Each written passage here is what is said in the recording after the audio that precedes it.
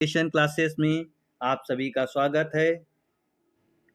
आज हम आपके लिए मनोविज्ञान के कुछ महत्वपूर्ण क्वेश्चन लेकर फिर एक बार उपस्थित हुए हैं, जो कि आगामी परीक्षा सीटेट के लिए बहुत ही महत्वपूर्ण हैं। चलिए स्टार्ट करते हैं। 20वीं शताब्दी में मनोविज्ञान को माने जाने लगा। 20वीं शताब्दी में मनोविज्ञान को क्या माने जाने लगा? हमारे पास क्या आत्मा का विज्ञान कहा गया, या व्यवहार का विज्ञान कहा गया, या मन का विज्ञान, या चेतना का विज्ञान कहा गया है? तो व्यवहार का विज्ञान कहा गया है।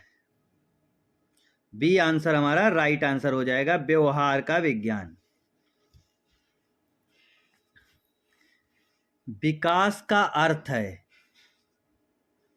क्या परिवर्तन की उत्तरोत्तर श्रृंखला है, या परिपक्वता एवं अनुभव के फलस्वरूप होने वाले परिवर्तनों की श्रृंखला है, या अभिप्रेरणा एवं अनुभव के फलस्वरूप होने वाले परिवर्तनों की उत्तरोत्तर श्रृंखला है, या डी आंसर होगा अभिप्रेरणा के फलस्वरूप होने वाले परिवर्तनों की उत्तरोत्तर श्रृंखला है।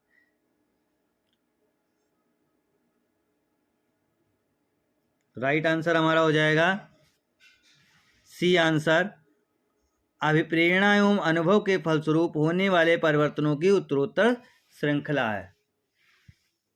अगले क्वेश्चन की ओर बढ़ते हैं। मनोविज्ञान को दर्शन शास्त्र से अलग विज्ञान का दर्जा दिलाया। किसने दिलाया? क्या विलियम बेंट ने दिलाया, क्या विलियम जेम्स ने दिलाया, क्या स्किनर ने, क्या वाटसन ने? तो राइट आंसर हमारा हो जाएगा विलियम जेम्स। बी आंसर हमारा राइट आंसर हो जाएगा। अगले क्वेश्चन की ओर बढ़ते हैं। निम्नलिखित में से कौन सा वृद्धि और विकास के सिद्धांतों से संबंधित नहीं है? ध्यान रखिएगा, नहीं है। निरंतरता का सिद्धांत, वर्गीकरण का सिद्धांत, समन्वय का सिद्धांत, या व्यक्तिकता का सिद्धांत? तो निरंतरता का सिद्धांत संबंधित है।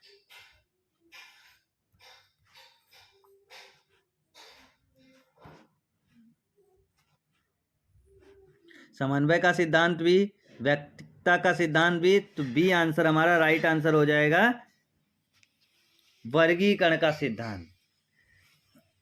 अगले क्वेश्चन की ओर बढ़ते हैं। मैकडूगल ने अपनी पुस्तक आउटलाइन साइकोलॉजी में किस शब्द की कड़ी आलोचना की? जो उनकी पुस्तक थी आउटलाइन साइकोलॉजी में, किसकी जो है इन्होंने सबसे ज्यादा निंदा की? क्या आत्मा की, मन की, मस्तिष्क की, या चेतना की थी? तो राइट आंसर हमारा हो जाएगा चेतना की। डी आंसर हमारा राइट आंसर। अगले क्वेश्चन की ओर बढ़ते हैं। बाल मनोविज्ञान के अनुसार शिक्षा के क्षेत्र में मुख्य स्थान है क्या बालक का है, प्रशासक का है, अध्यापक का है, या अभिभावक का है? तो बाल मनोविज्ञान में जाहिर सी बात है बालक का होगा। बालक का जो है ये आंसर हमारा राइट आंसर। अगले क्वेश्चन की ओर बढ़ते हैं। मनोविज्ञान का जन्म किसके समय दर्शन शास्त्र के अंग के रूप में हुआ? क्या प्लेटो के, अरस्तु, वर्कली, या वाटसन? तो राइट आंसर हमारा हो जाएगा अरस्तु। B answer right answer. अगले क्वेश्चन की ओर बढ़ते हैं। एक बच्चे की वृद्धि और विकास के अध्ययन की सर्वाधिक अच्छी विधि कौन सी है? क्या मनोविश्लेषणात्मक विधि है, तुलनात्मक विधि है, विकासीय विधि है, या सांख्यिकी विधि है? तो राइट आंसर हमारा हो जाएगा सी आंसर राइट आंसर, विकासीय विधि। अगले क्वेश्चन की ओर बढ़ने से पहले जिन्होंने अभी तक जो है चैनल को लाइक सब्सक्राइब नहीं किया है वो फटाफट लाइक सब्सक्राइब कर लें देश हित में।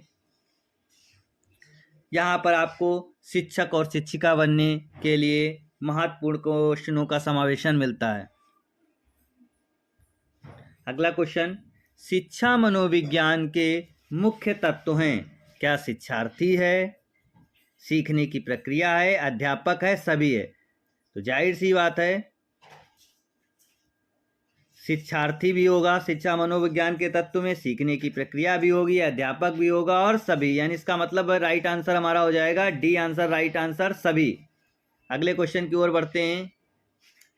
व्यक्तिगत विभिन्नता के मिलन के संबंध में एक अध्यापक की भूमिका होनी चाहिए। ए आंसर है व्यक्ति के दृष्टिकोण, अभिरुचि और योग्यता को जानने का प्रयास। बी है व्यक्ति आधारित पाठ्यक्रमों को उनकी उन्नति आवश्यकता के अनुसार, अनुसार है जरा मिसप्रिंट हो गया, अनुसार जानने की कोशिश। सी आंसर है फर्स्ट एंड सेकंड, और डी है उपयुक्त में से कोई नहीं। तो सी आंसर हो जाएगा उपरोक्त दोनों, तो ए और बी। अगले क्वेश्चन की ओर बढ़ते हैं।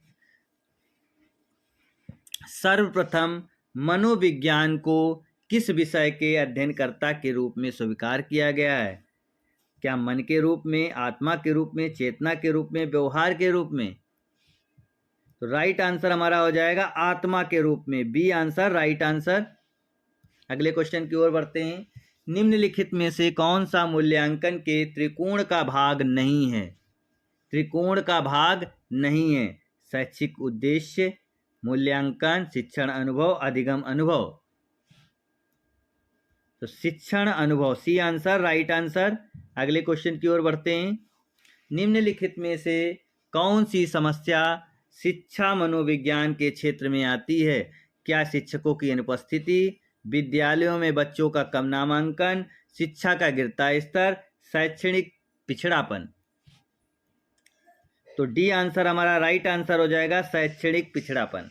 अगले क्वेश्चन की ओर बढ़ते हैं। थॉर्नडाइक के व्यक्तित्व के वर्गीकरण का आधार है शारीरिक गठन और शक्ल सूरत है क्या, रचनात्मक और मौलिकता है क्या, समायोजन और बुद्धि है क्या, चिंतन और कल्पना है क्या? फटाफट कमेंट करके बताइए। चिंतन और कल्पना, डी आंसर राइट आंसर। अगले क्वेश्चन की ओर बढ़ते हैं। शिक्षा के प्रति मनोविज्ञान का सबसे महत्वपूर्ण योगदान निम्न में से कौन सा है?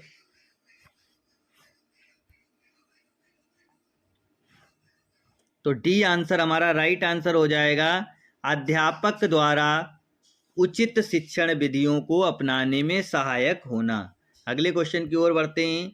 निम्न में से कौन अधिगमकर्ता को अधिक स्वतंत्रता देता है? क्या संरचनावाद देता है, क्रियाशीलतावाद देता है, व्यवहारवाद देता है, सृजनशीलतावाद देता है? राइट आंसर हो जाएगा हमारा सृजनशीलतावाद, यानी डी आंसर राइट आंसर। अगले क्वेश्चन की ओर बढ़ते हैं। निम्न में से कौन से विचारक के अनुसार शिक्षा व्यक्ति की भीतरी शक्तियों को उभारने की प्रक्रिया है? किसने कहा? क्या फैबोल ने कहा, या पेस्टोलॉजी ने कहा, थॉर्नडाइक ने कहा, या प्लेटो ने कहा? तो पेस्टोलॉजी हमारा राइट आंसर हो जाएगा, बी आंसर राइट आंसर, पेस्टोलॉजी। अगले क्वेश्चन की ओर बढ़ते हैं। जब शिशु अपनी आँख, कान व हाथ के संबंध में सोचते हैं तो वो निम्नलिखित में से कौन से स्तर में शामिल होते हैं? तो इंद्रजीत, इंद्रियां जो बताते हैं, सी आंसर राइट आंसर। अगले क्वेश्चन की ओर बढ़ते हैं। निम्न में से कौन सा कथन शिक्षा मनोविज्ञान के अर्थ को सबसे अधिक सही ढंग से प्रकट करता है? तो मनोविज्ञान के अर्थ को सबसे अधिक सही ढंग से प्रकट करता है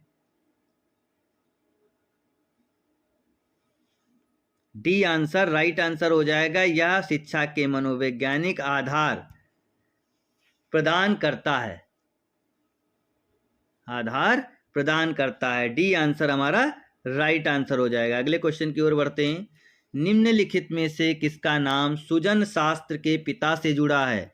क्या रास महोदय हैं, क्या गाल्टन हैं, क्या क्रो एंड क्रो हैं, या वुडवर्थ हैं? तो राइट आंसर हो जाएगा गाल्टन जी हैं। अगले क्वेश्चन की ओर बढ़ते हैं। एक परिस्थिति में अर्जित ज्ञान का दूसरी परिस्थिति में उपयोग कहलाता है?